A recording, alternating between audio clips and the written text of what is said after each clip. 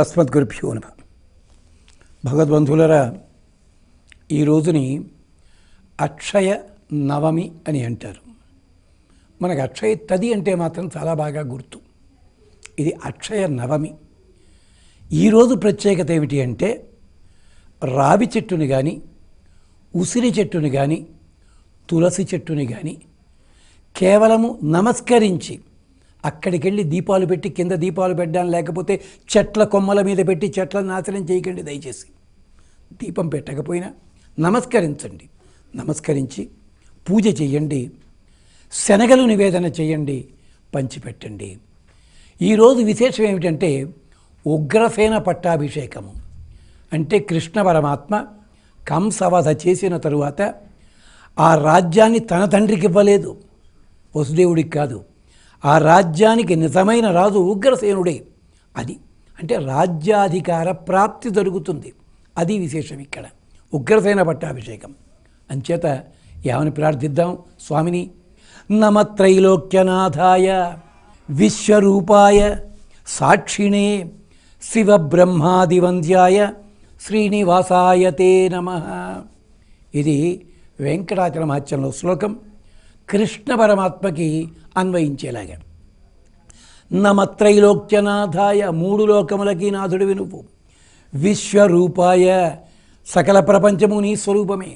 సాక్షిణే, మా కర్మలన్నిటినీ కూడా నీవు దర్శిస్తావు. తదనుగుణంగా మాకు పుణ్య పాపాలకి తగినట్టుగా ఆయా ఫలితము లభింపజేస్తావు. సాక్షిణే శివబ్రహ్మాదివంద్యాయ శ్రీనివాసాయ తే నమః. దేవాది దేవతలందరి చేత కూడా నమస్కరించబడేవాడివి. శ్రీనివాసాయ తే నమః, నీకు నమస్కరిస్తున్నాం.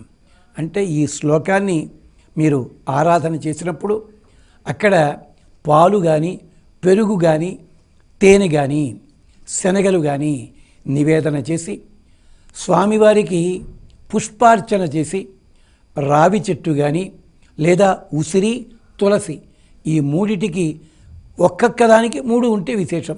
వాటికి నమస్కరించి ఫలితాన్ని పొందండి. దీనివల్ల మీకు పోయిన అధికారము తిరిగి వస్తుంది, ఉన్న అధికారము స్థిరత్వం అవుతుంది. ఇది ఈ శ్లోకంలో ఉన్న విశేషం.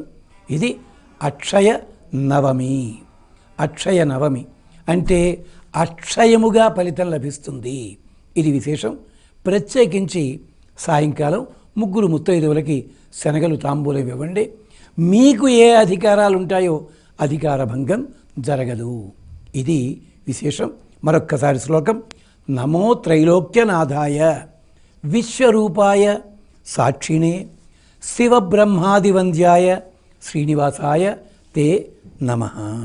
ఈ శ్లోకంలో శివబ్రహ్మాదివంద్యాయ అంటే అటు పరమశివుని చేత ఇటు బ్రహ్మ చేత స్తోత్రము చేయబడ్డవాడు అండంలో కృష్ణ పరమాత్మ ఆవిర్భావం చూడండి. దశమస్కందంలో వస్తుంది.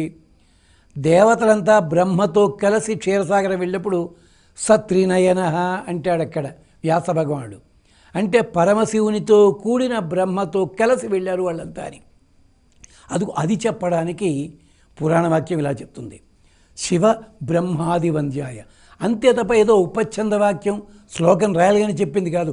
ఆ ఘట్టాన్ని గుర్తు చేస్తుంది. శివ బ్రహ్మాది వంద్యాయ త్రైలోక్యనాథాయ.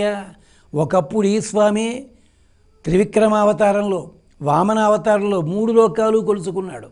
అంతే త్రైలోక్యనాథాయ. విశ్వరూపాయ, విశ్వమే తన రూపమైన వాడు, విశ్వసృష్టికి అయినవాడు. అలాంటి వాడు తానే సింహాసనం మీద కూర్చొచ్చే కంసుని వధించి, ఎంచేత తాను క్షత్రియ వంశంలోనే జన్మించాడు. యాదవుడై ఉన్నప్పటికి కూడా కూర్చోలేదు. వసుదేవుడికి ఇచ్చాడా అంటే లేదక్కడ. పక్షపాత బుద్ధి లేదు.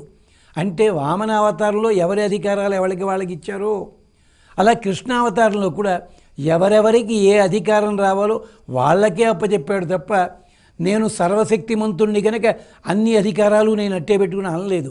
అది విశేషం. అంచేతనే అక్షయముగా ఫలితం లభిస్తుంది ఇక్కడ. అది అక్షయ నవమి. నవమని చెప్పడంలో 9 అంకెలో ఉన్న గొప్పతనం మనకి లభిస్తుంది. 9 ఎప్పుడు కూడా ఎన్ని ప్రయత్నాలు చేసినా, ఎన్ని గుణకారాలు కూడికలు చేసినా 9 ఉంటుంది. పక్కనున్న అంకె గౌరవాన్ని రట్టే పెడుతుంది. అలాగే పరమాత్మ కూడా మనకి స్థిరబుద్ధిని ప్రసాదిస్తాడు.